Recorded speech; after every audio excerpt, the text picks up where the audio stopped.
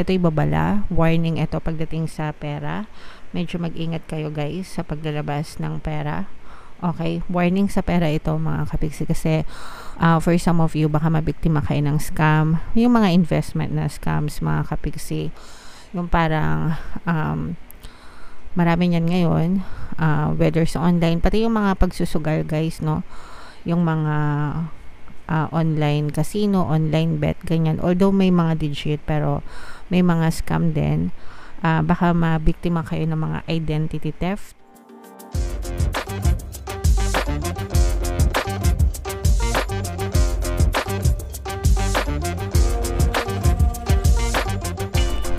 Hello guys, hello Capricorn, welcome back to Pinoy Pixie Tarot. Ang pamagat ng episode natin for tonight is New Moon Kapalaran para ngayong March to April para sa Capricorn, Sun, Moon, Rising, Sun, and Venus. Shuffle ko yung cards guys, hanapin ko yung energy ng Moon at saka yung energy ng Capricorn. So ito yung Moon energy mga kapiksi. Ngayon naman hanapin natin yung energy ng Capricorn. Ito guys. So, Capricorn, kayo ay represent ng Queen of Coins sa ating spread. Ito ay combination ng positive and negative energy mga kapiksi. General reading lang. Pwede mag-resonate, pwedeng hindi. Comment down below mga kapiksi if feeling nyo naka-resonate kayo sa mga messages para sa'yo. Yung New Moon, guys, ngayong March ay sa March 10. Tapos, yung next New Moon naman ay sa April 8. So, ang reading na to ay para sa period na yan mga kapiksi. Meron ditong presence ng Earth sign, Aquarius, Gemini, Libra, Water sign, Cancer, Pisces, Scorpio, mga kapiksi. For some of you, ito yung negative and positive energy guys. Ito yung babala. Warning ito pagdating sa pera. Medyo mag-ingat kayo guys sa paglalabas ng pera. Okay, warning sa pera ito mga kapiksi kasi for some of you baka mabiktima kayo ng scam. Yung mga investment na scams mga kapiksi, yung parang marami niyan ngayon, whether sa online, pati yung mga pagsusugal guys, no? Yung mga online casino, online bet, ganyan. Although may mga digit, pero may mga scam din. Baka mabiktima kayo ng mga identity theft, ng mga theft, cyber theft, mga ganyan. So, mag-ingat kayo sa mga sinasalihan nyo ng mga online betting, something mga kapiksi. Although may mga legit naman, pero may mga fraud din na websites, no? So, baka hindi nyo alam, nakukuha na pala yung information nyo. So, mag-ingat kayo mga kapiksi. Ganun din sa mga investment guys, sa mga alok-alok na uy mare, pare, baka gusto mong mag open ng account dito. Mga ganun yun eh. Mag-open account ka dito, pag 30 days kikita na yung pera mo ng 30%, ganyan. Yan yung usual mga kapiksi. So yung mga ganyan guys, scam yun. So mag-ingat kayo sa paglalabas ng pera. Yun yung babala sa inyo. Okay? Air sign energy, water sign energy. So baka yan yung mga zodiac signs na pwede din kasi na naloloko na din pala yung mga friends nyo pero hindi pa nila alam. Tapos ini-invite nila kayo. So kaya ganun guys, mag-ingat kayo. Alright?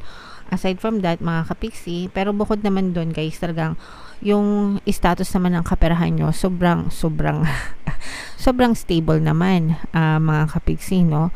Kumbaga pinag-iingat lang kayo pero yung status nyo financially very stable, very secure yung inyong financial status. Maganda yung ganun din sa love and relationship guys, because this is abundance of love and happiness pagdating sa relationship nyo sa inyong partner o specific person kung meron kayong love life, and ganun din sa ibang relasyon nyo sa ibang tao. So overall guys, this is a very positive energy both in love and in money mga kapiksi. Abundance of love and happiness at saka abundance of money din yung nakikita natin. So magandang combo ito guys. Okay yung pera mo, okay din yung love life mo. Yun nga lang, pinag-iingat kayo further sa mga investments na gagawin nyo mga kapiksi. Ayan o, parang trap ito. You may be lured in a trap mga kapiksi. Baka matrap kayo guys. Kaya mag-ingat kayo sa mga paglalabas ng pera. for some of you guys, makakabingwit kayo ng mga bagong kontrata sa mga kapiksi natin ng mga freelancers. Sa mga kapiksi natin ng mga freelancers or mga project-based, yung mga trabaho or mga commission-based, no? Makakabingwit kayo ng mga bagong kontrata, mga bagong projects, mga bagong clients. Mga kapiksi, medyo malaki-laki yung kikitain nyo dito guys sa mga salesperson natin ng mga kapiksi. So, i-mind nyo na yan sa comment section guys.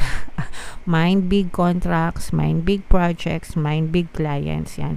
Mind big commission kasi malaki talaga yung commission na inyong makukubra kubra talaga, makukubra ngayong new moon season.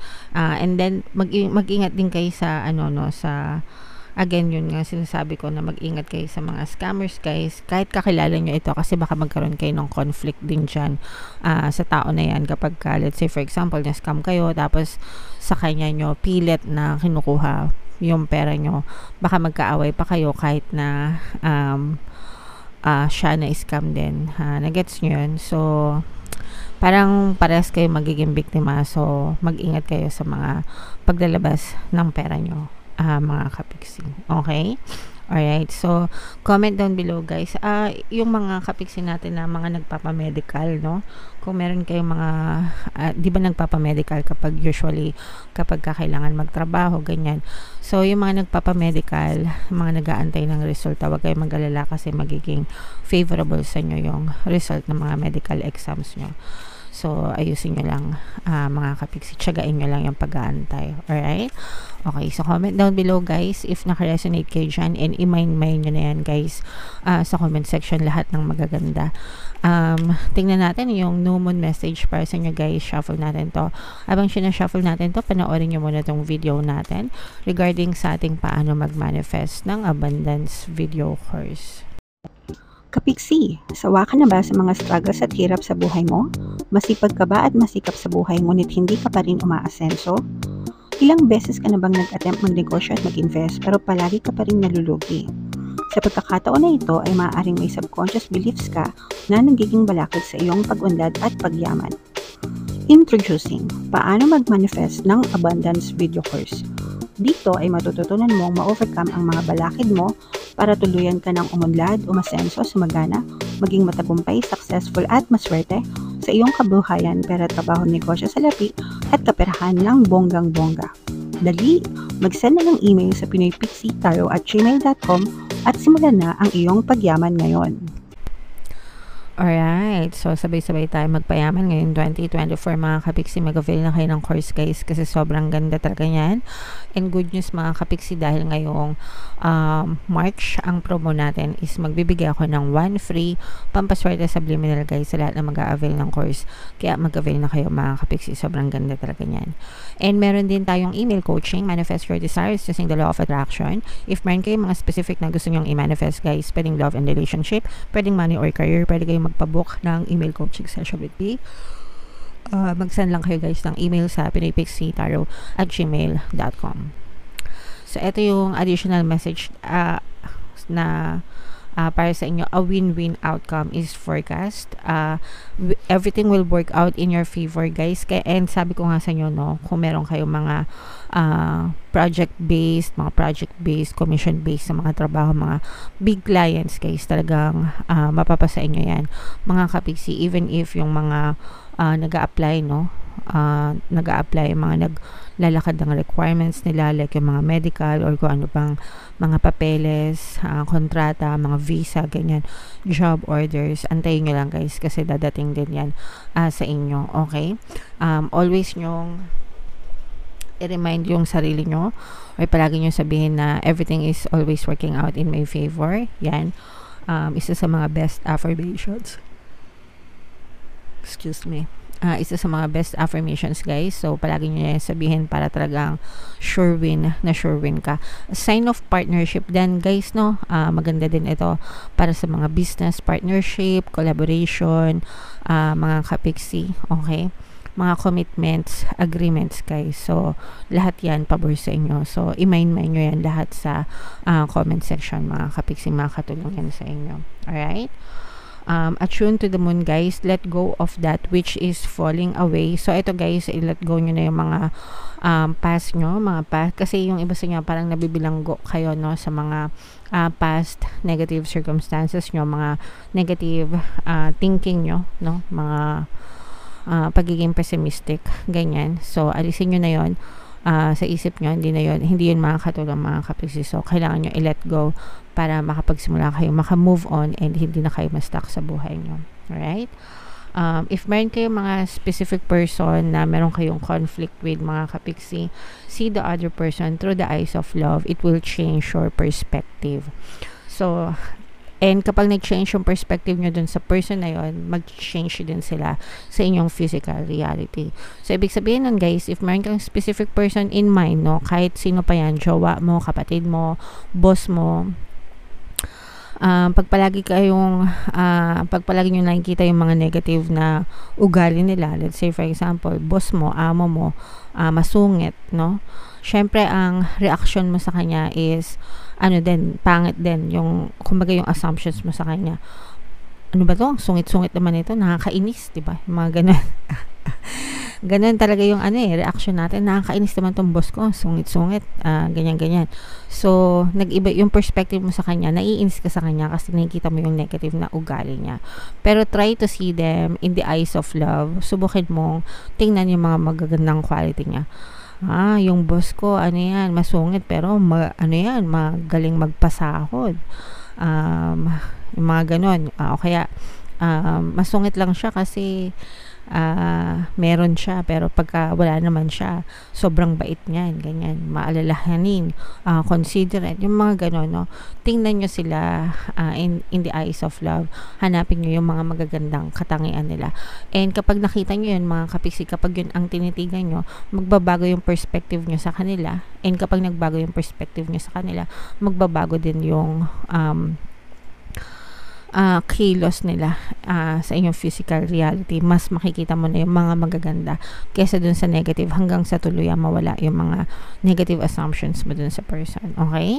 Alright. So, sana naintindihan nyo, pero ganun talaga guys. Kapag gusto nyo magbago yung isang tao, kailangan nyo munang baguhin yung pananaw nyo dun sa person na yon, and then they will reflect that in your physical reality. Alright? It's time for you to make a firm decision kung meron kayong mga kailangan pagdesisyonan, mga kapiksi, whether sa negosyo yan, sa buhay, sa trabaho, whatever mga kapiksi. Kailangan maging firm kayo. Time for you to focus on yourself for a while guys. Okay? So, pause muna. Kailangan muna mag-focus sa sarili, mga kapiksi. Once in a while kailangan natin yon, guys. Look after yourself but avoid vanity. So kailangan talaga inaalagaan natin yung sarili natin guys. Self-love, self-care, self-worth, diba? Palagi ko yan sinasabi sa inyo. And now is a great time for a makeover. Sa mga gustong magpa-makeover dyan, syempre, preference nyo yan, no? Kung kontento naman kayo, okay naman sa inyo yan, walang problema. Pero kung gusto nyo mag-makeover, pwede din, mga kapiksi, diba? Hindi nyo naman kailangan gumastos ng mamahalin para mag-makeover. Ako nga, yung buhok ko, ako lang nagugupit, no? Ilang years na, even before COVID, mga kapiksi, hindi na ako nagpapagupit sa labas. Ako lang ang nagugupit sa sarili ko, mas maganda pa, mas, kumbaga parang kung ano yung haircut na gusto ko, saktong-sakto. Kasi minsan pag nagpagupit ka sa parlor, kahit na sinabi mo na kung ano yung hairstyle na gusto mo, iba pa rin yung labas, diba? Kaya ako na yung nag-chop-chop ng buhok ko. So, yung mga gano'n, yung mga gano'ng klase makeover, ako din yung nagmamanicure, pedicure sa sarili ko. Pero, kung gusto nyong gumastos, lumabas, diba, walang masama mga kapiksi. As long as you feel good and you feel great about yourself, guys. Alright? Okay, so yeah, comment down below, Capricorn, if naka-resonate kayo, yan ang inyong no moon reading ngayon. And yung mga magaganda dito, yung mga positive guys, i-mind nyo na yan lahat sa comment section. Alright? So, ito yung ating mga pampaswerte subliminal guys para ngayong pakinggan nyo, no? Para umasenso kayo ngayon 2024. And ito naman yung ating success stories ng paano mag-manifest ng abundance video course. Click here to subscribe guys, and click here to join our membership program. Thank you for liking, sharing, and subscribing mga kapiksi, and see you again next time. I love you all guys. Have a nice day. Bye bye.